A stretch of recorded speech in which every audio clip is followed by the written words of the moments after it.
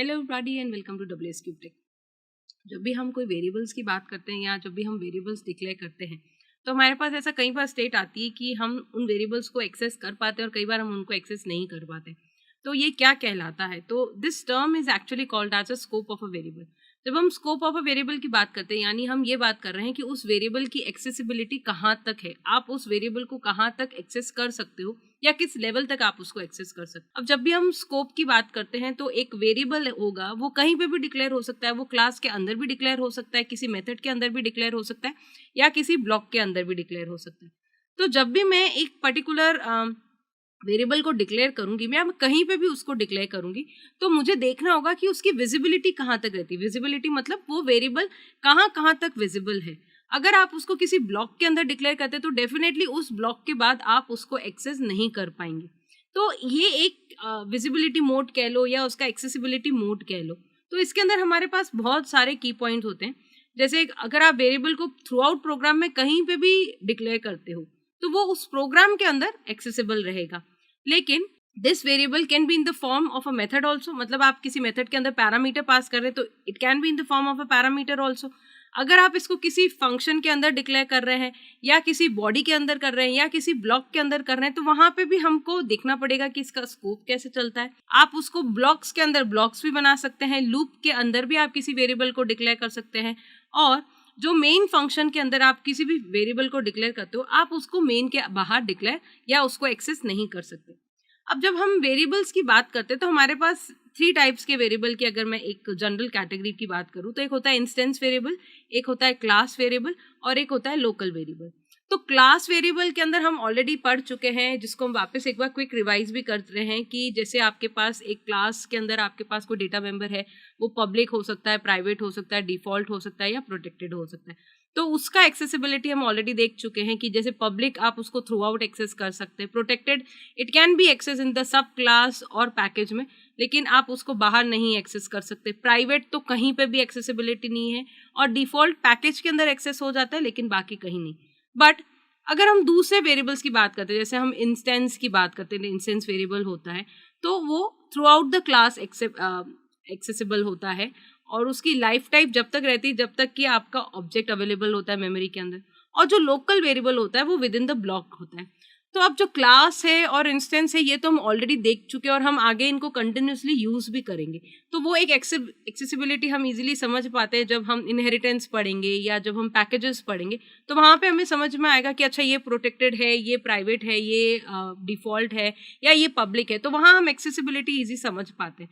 लेकिन एक ये लोकल वेरिएबल जो होता है इसको हम कैसे समझ सकते हैं, मैं इसको एक सिंपल प्रोग्राम के थ्रू एक्सप्लेन करना सिखाऊंगी। लेट्स सपोज जैसे हमारे पास ये एक फंक्शन है, इस फंक्शन के अंदर क्लास है फर्स्ट और उसके अंदर मैंने एक फंक्शन बनाया है वॉइड डिस्प्ले और इसके अंदर इसको मैं पैरामीटर नहीं डिक्लेयर करती हूँ, मैं सिंपल एक फंक्शन बना रही हूँ जिसमें मैंने लिखा है इंटीजर x इक्वल्स टू 10, ठीक है, और मैं लिख रही हूँ system dot out dot print ln inside function display, okay, और आप यहाँ पे प्लस लगा दीजिए और x लिख दीजिए, ठीक है। अब मैं इसी वैल्यू को that is system dot out dot print ln को मैं कंट्रोल C यहाँ पे पेस्ट कर देती हूँ। देखते हैं क्या ये एक्सेसिबल है कि नहीं है, पहले इसको चेक करते हैं। तो आ जाते हैं हमारे इसके अंदर, मैं यहाँ पे लिखती हूँ C। आपकी तो पहले ही एरर आ चुकी है यहाँ पे कि हमारे पास जो वेरिएबल है उसके अंदर जो आपकी क्लास है उसके आपके वेरिएबल x जो है वो नहीं फाइंड हो रहा है क्योंकि आपने उसको कहाँ डिक्लेयर किया, आपने तो उसको फंक्शन के अंदर डिक्लेयर किया। चलो सिमिलरली अगर मैं इस वेरिएबल की वैल्यू को यहाँ पे एक्सेस करती हूँ, ठीक है, और इसको मैं यहाँ से हटा देती हूँ, कंट्रोल S करते हैं। अब वो मेन के अंदर तो एक्सेसिबल हो रहा है लेकिन जो आपका फंक्शन है वो वहाँ पे एक्सेसिबल नहीं हो रही, यानी उस वेरिएबल को आपने रेस्ट्रिक्ट कर लिया है। तो ये एक चीज हमको समझ में आ रही है कि कोई भी वेरिएबल है अगर आपने उसको वो उस पर्टिकुलर ब्लॉक के अंदर है या वो उस मेथड के अंदर है तो वो वहीं पे एक्सेसिबल होता है। चलिए एक और चीज देखते हैं, मैं यहाँ पे इसको हम कमेंट आउट कर लेते हैं, इंटीजर m इक्वल्स टू 30 कर लेती हूँ। मैं सिंपल लिखूंगी control C control V inside a block, ठीक है, और आप m की वैल्यू को यहाँ पे प्रिंट कर रहे हैं। अब आप उस ब्लॉक से बाहर आइए, कंट्रोल V कीजिए और यहाँ पे आउटसाइड द ब्लॉक कर दीजिए और इस वैल्यू को m करते हैं।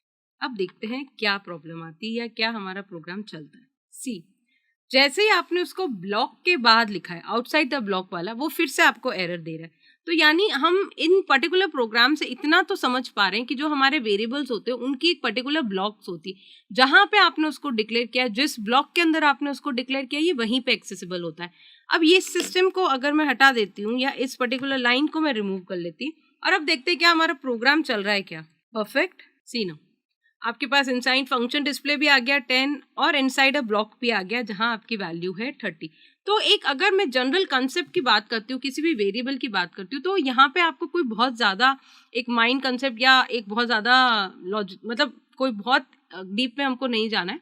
हमें सिर्फ एक इतना सा कंसेप्ट समझना है कि आप किसी भी वेरिएबल को किसी ब्लॉक के अंदर डिक्लेयर करते हैं तो जो उसकी एक्सेसिबिलिटी रहती है वो उसी ब्लॉक के अंदर रहेगी। अगर आप उसको उस ब्लॉक के बाहर एक्सेस करना चाहते हो तो क्योंकि वो वेरिएबल वहीं डिस्ट्रॉय होता है जहां आपका ब्लॉक खत्म हो जाता है, तो आप उसको बाहर एक्सेस नहीं कर सकते। तो सेम थिंग अप्लाइज आपके डिफरेंट डिफरेंट फंक्शंस पे भी करती है, क्योंकि आपके पास मल्टीपल फंक्शंस है। आप किसी फंक्शन के अंदर किसी वेरिएबल को डिक्लेयर कर रहे हो तो ऑब्वियसली वो फंक्शन के बाहर एक्सेस कैसे होगा, क्योंकि उसका तो जब फंक्शन खत्म होता है वो वेरिएबल वहीं डिस्ट्रॉय हो जाता है। तो ये जो हमारा कंसेप्ट रहेगा ये एक बहुत जनरलाइज कंसेप्ट में रहेगा। क्लासेस के ऊपर जब हम इनको अप्लाई करते हैं तो विद इन क्लास हमारे डेटा मेंबर्स इजीली एक्सेसिबल हो जाते हैं, क्योंकि हम उनको चेक कर पाते हैं, आप उनको इंटरनली कॉल कर पाते हैं। बट व्हाट अबाउट हमारे पास अगर उन क्लास को आप डायरेक्ट कैसे एक्सेस करते हैं? अगर वो पब्लिक है तो आप ऑब्जेक्ट के थ्रू एक्सेस कर सकते हैं, लेकिन अगर प्राइवेट है तब आप उनको ऑब्जेक्ट के थ्रू भी एक्सेस नहीं कर सकते। ये हम ऑलरेडी थोड़ा बहुत देख चुके और हम कमिंग क्लासेस में इसको देखेंगे भी, क्योंकि अब हमारे जितने भी लेक्चर्स होंगे वो सारे के सारे आपके क्लास कंस्ट्रक्टर्स और उनसे रिलेटेड होंगे। तो वहाँ पे आपके ये क्लास और उनके डेटा मेंबर्स का जो कंसेप्ट है वो एकदम क्लियर हो जाता है। बट ये वाला जो कंसेप्ट है ये बच्चों को बहुत ज़्यादा कंफ्यूज करता है, क्योंकि वो ये देखते नहीं है कि वो ब्लॉक कहाँ शुरू हो रहा है और कहाँ खत्म हो रहा है। और इजीली वो जैसे आपके आउटपुट बेस्ड क्वेश्चन आते हैं तो वहाँ पे, या जो आपके इंटरव्यूज में आपसे MCQ क्वेश्चंस पूछे जाते हैं तो वहाँ पे हम ये ब्लॉक नोटिस नहीं करते और ये बहुत सिली सी मिस्टेक कर लेते हैं। So very important concept to know the scope of a variable, उस वेरिएबल के स्कोप को जानना, उसको पहचानना और वो कहाँ तक एक्सेसिबल है ये आपको ध्यान रखना है। See you in the next lecture, till then please keep learning. Thank you everybody.